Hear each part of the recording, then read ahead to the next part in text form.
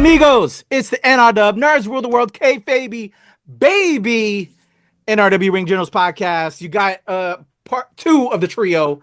My man Webster Style. How you doing, Webster Style? Man, it's another year. I'm happy to be alive, as always. I feel that. My energy just went from there to here.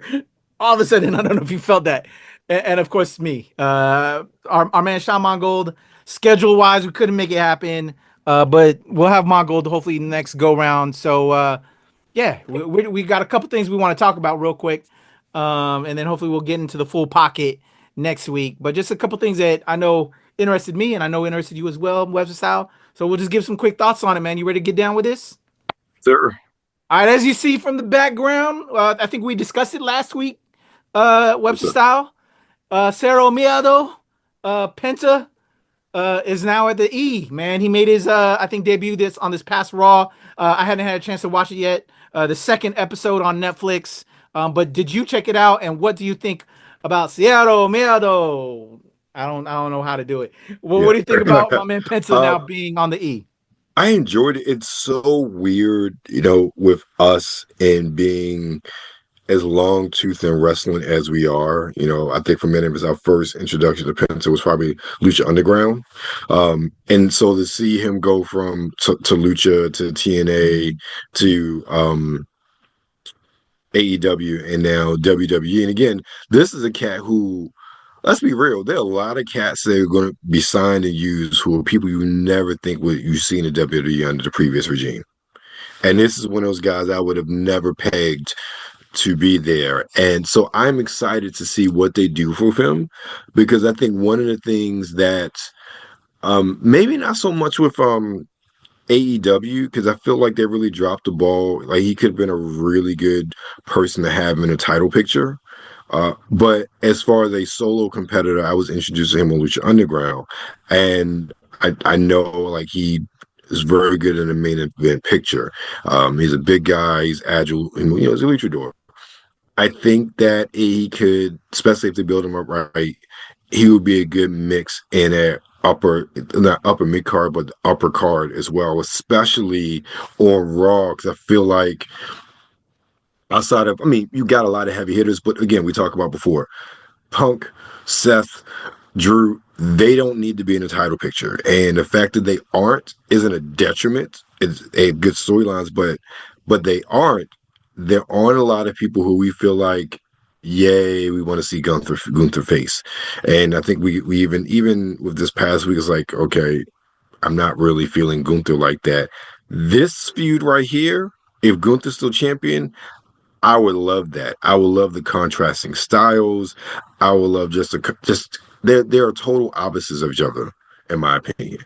And I think that would be a hell of a match for the world title. I'm with that. I love that you're telling me that he's like main eventer conversation, because I felt while his time at AEW was sweet, and that was my more so introduction to him. I saw a little bit of the lucha stuff. It wasn't until after he was already in AEW that I started looking back at that with a lot more eyes, and I loved seeing him against Chelsea Green. Loved seeing him against women. That was sweet. Chelsea Green deserves a lot more love. Well, she's now got a title, so she's getting that love. But she put in that work. Him against Kyrie, But this brother, he's got the visuals. He's got the talent.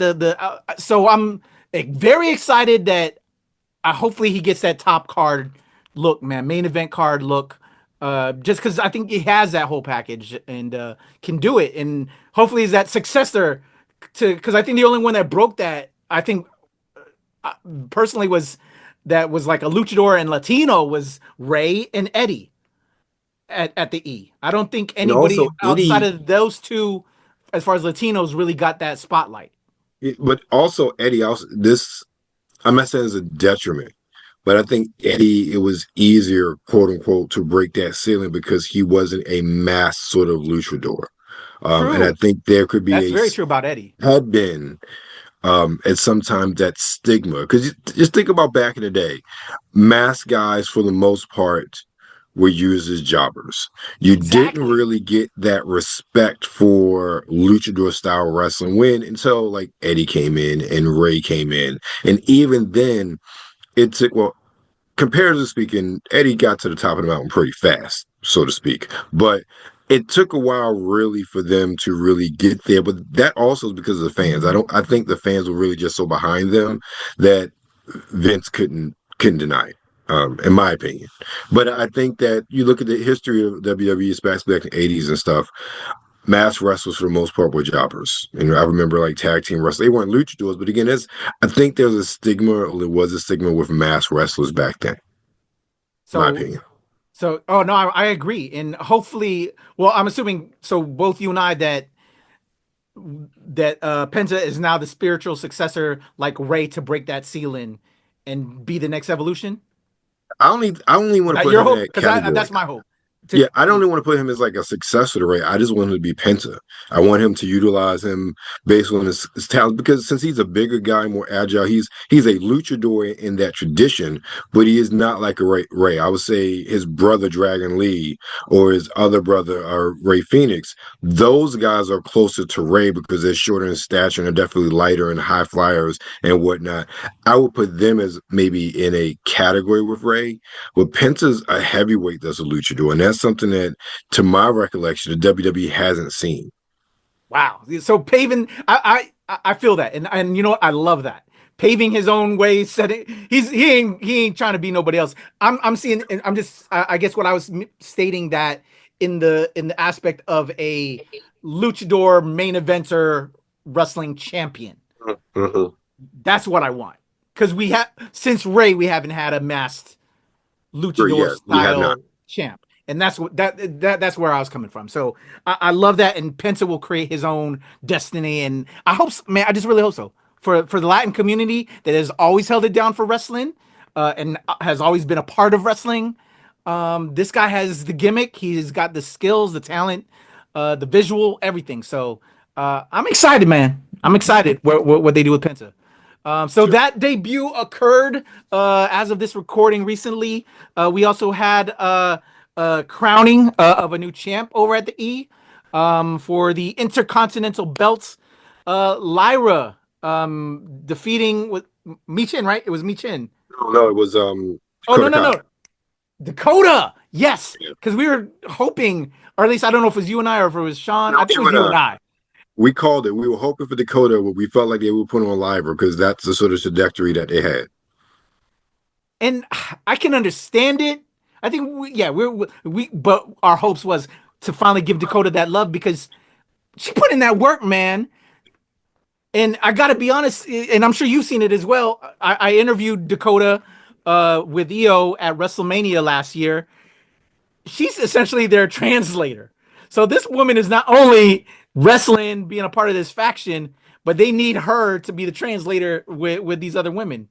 So like this woman's putting in a lot of work, and she's a good person. She was so sweet to talk to.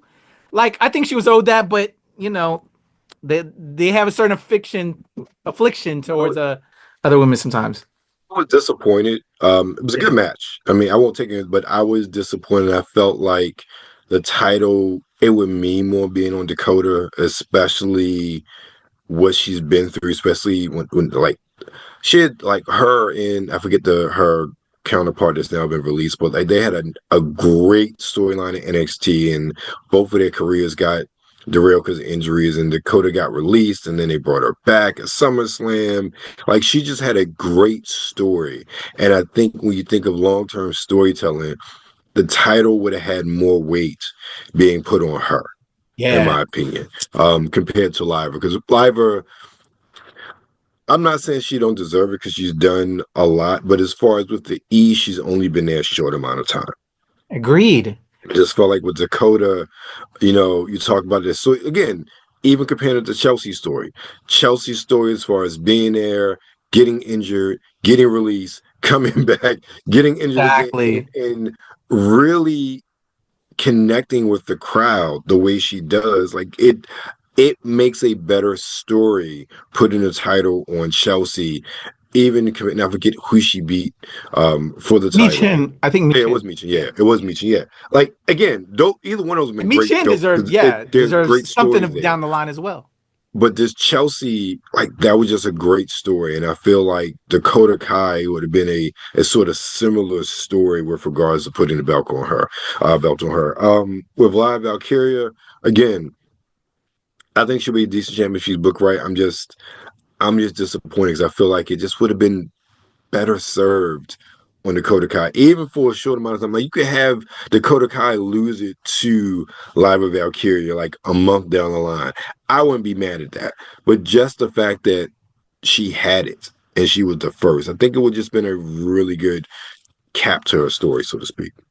I agree. I agree. And this is if anybody's like, oh, y'all some bunch of Lyra haters. Nah, we love Lyra. Lyra's great too. Just like Tiff, she's gonna be in this biz a long time and is gonna be very successful. Lyra's awesome. Again, I interviewed her too. Very sweet. But yeah, Dakota, we all know she put in that work and hopefully down the line. Talking about NXT, if you will, there's some big news that occurred that before we got recording, my man West was talking to me about.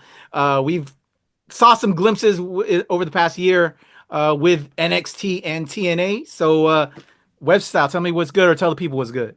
So basically, WWE has signed a multi-year agreement to basically not just continue but extend the partnership with TNA, and that extends to basically using each other's talent, TNA and NXT.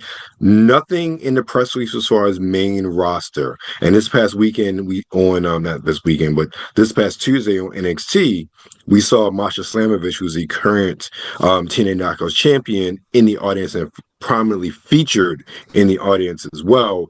And then after this press release came out, TNA's next pay-per-view Genesis, the branding has been updated to not just say TNA Genesis, is TNA Genesis, and under the Genesis there's an NXT logo prominently placed.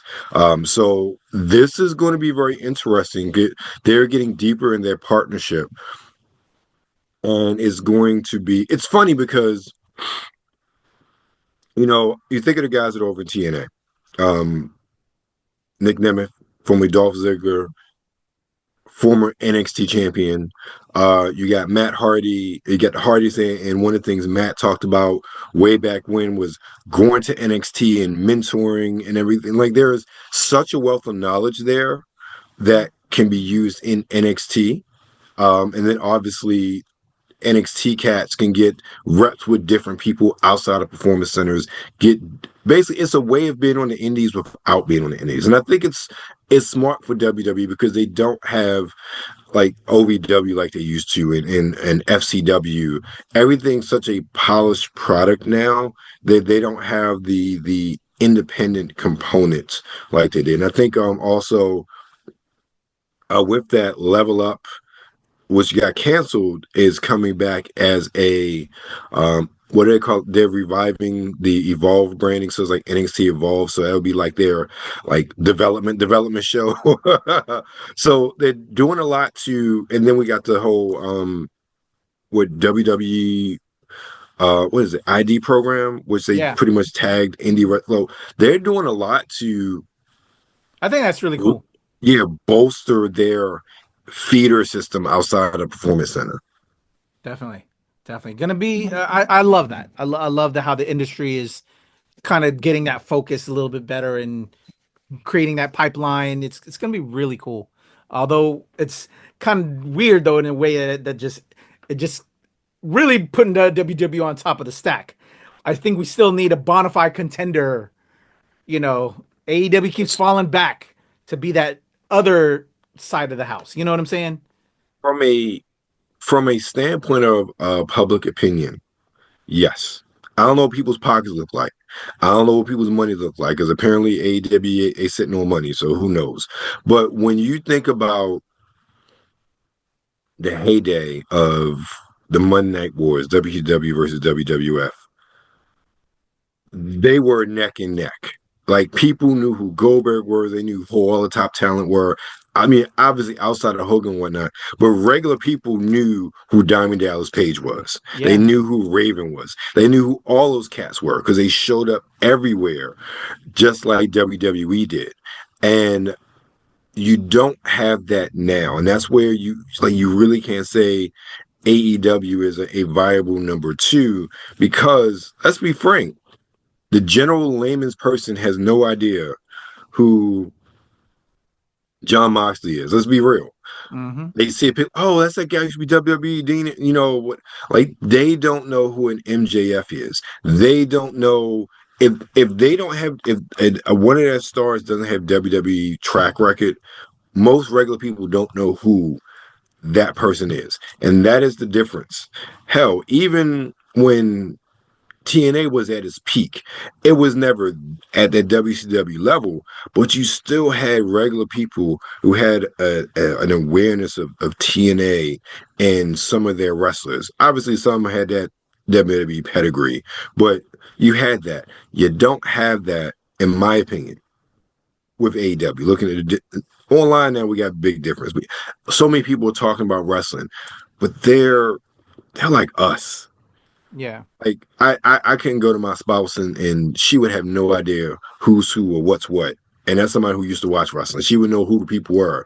Yeah. But there's no cross-pollination to pop culture like it used to be for anybody else outside of WWE. And that's bad for the industry, which I think we both agree. You need a viable second tier. Well, not second tier, just another home for these wrestlers to continue to grow and build out and just give alternative programming. Because when one person has a monopoly, you know, we're tired of Nazi regimes, and then although the world seems like it's falling in that way again, we're too grown and too educated now in certain areas. I'll say this much: to still have that occurring. Right. This is the biggest difference, though. It's becoming a monopoly because one of them's actually doing good business and making a good product, which is just leaps and bounds better than their closest competitor. And they're making good partnerships with others to help grow their brand and they get experience. It is not like the old regime, where the old regime literally just tried to choke out everybody else by any means necessary. And that's why I say, like, I agree with you, but I'm also like, they're just doing good business. Like, I'm with that. They're putting out a good product, and who knew? I'm sorry, I didn't mean to cut you off, but who knew that you and I would both be saying that even a year ago? You know what I'm saying? It quickly changed. Vince McMahon, and you know what? That's another sidebar story that we can throw in there. But we'll do that in just a second. If you're remember, like, even when we started, when AEW started, how we trashed the E all the time because it was the same old. We wasn't even watching Raw like that because it was like the same matches. It was so repetitive and monotonous. There was nothing fresh, and we watched NXT because that was like the best thing on. And now it is just a completely different world. Agreed. So we'll bring up Vince McMahon, I think, next episode, because I think there's probably a longer conversation there. But I'm sure you saw the results of his case. So how will that change this? This was he got cleared. The woman. I got to dive into it a little bit more, and that's why I was like, let me hold it for the next episode. But he did get cleared in a certain way. I saw that. So will that bring him back into the fold? Definitely not with the E. I think they've learned not to bring him back there. But he sold all the shares. You know, he has no vested. Yeah. He's not vested in the company anymore. But company-wise, with some other, we'll see. But we'll save that conversation again for another time. We have one more thing we want to do before we close out. There's a brand new women's wrestler that arrived on the scene. I'm going to share a screen quick with you, web style. We haven't seen this lady, or I don't know nothing about this lady, but all I know is, as I was telling web style, she's looking like Angela from the comic books, Image Comics, if you will. Here she is. We're going split screen. I'm not going to play too much of the volume because I don't want to get hit with some copy hits. But what do you know about Megan Bayne, Webster style? Looking like Angela from Image Comics. I personally am like, wow. I like the visual. But I don't know the talent. How about you? Can't hear you, by the way. Sorry. No, I don't know who she is. It's funny because I've heard nothing about her in any conversations or anything. But she looked like she can handle herself, brother. She does. So did she actually face stat, or did she? But maybe I need to find the whole stat battle. But she built, bruh. All right, there you go. We won't show too much more with that. But Megan Bayne has arrived on the scene. So I don't know too much. Apparently, website doesn't know too much. I want to know a little bit more. Because she got a cool look. Most definitely she does. So we'll see. Hopefully we'll have more. But let's get up out of here. It's a quick episode this week. Again, we're missing Sean. I still got some catching up to do. But a lot of stuff is popping off, and we just wanted to talk a couple things on the wrestling tip. But what you got going on over there at Sartorial and Geek Webs of Style? Well, started the podcast back up. So episode 182 dropped on Spotify, iTunes. It's the iTunes Apple Podcast. It's on YouTube podcast as of tomorrow, I think.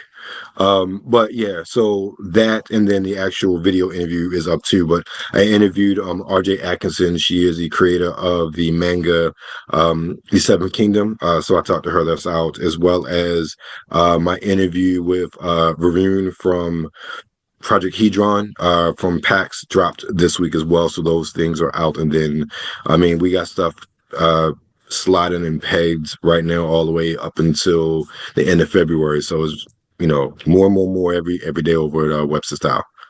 Dope. So go check him out. Again, links will be in the description. Show love to my brother Webster Style. If you're on the NRW, you've seen a ton of interviews. I got to rack up more interviews to get up. Just everything. Again, still trying to catch up from the holidays. But we've got interviews with the Best Young Actor. He won the WAFCA award as Best Young Actor. Also nominated for the Best Young Actor with CCA for the Critics' Choice Awards. I spoke with Elliot Heffernan from Blitz. I spoke with Josh Lawson, who's on St. Denis Medical on NBC. Director of Alarum, Michael Polish. Heather talked to director, writer Ryan Grillick on Lady of the Lake. There's a bunch of on-call interviews for that show on Prime Video. Got interviews with the cast of Goosebumps, The Vanishing. That'll be up. A bunch of comic creator interviews as well with my man from Ayan Yu, Dawoon Roye Okupe. That interview will be up. Christopher Cantwell with Escape from Alcatraz. Your boy's been putting in work. It don't stop. I got interviews that Webster Style conducted that he's had on Sartorial and Geek that will also be on the NRW from PAX Unplugged, as well as his interviews that will be on the Nerds After Dark from Atlantic City Exotica. So just a ton of stuff will be coming your way that'll be up on the channel. So go check it out. Show love. Mad love to my brother Webster Style. Shout out to Shauna as well that couldn't be here today. But that's the NRW. That's KayFabeyBaby. We're out of here. Till next time. In a 1, 2, 3. Peace, y'all. You come in my face, I'm gonna fight you. Well, you're not gonna bust a nut anytime we're in the ring. I'm gonna get off by cranking your knob just a little beyond the breaking point. When I get my hands on you, I'm gonna eat your ass like a pot of collard greens, baby. I'm gonna stretch his ass like it's never been stretched before. You can hide behind that commissioner stuff just so long until I jerk a knot in your ass. And if you don't think I'm big enough, then you grab a hold of me, and you'll know that I'm growing, my man. Within your hands, I will get as big as I need to be to do the job on you. All right, just jerk Helmsley off. There's one part of our bodies that's soft, and it ain't soft all the time, if you catch my meaning. I'm gonna come on you like nobody's ever come on you before. Just you and I getting it on like two men should do. Oh, no, that's it, right. Corey boy, I'm coming hard.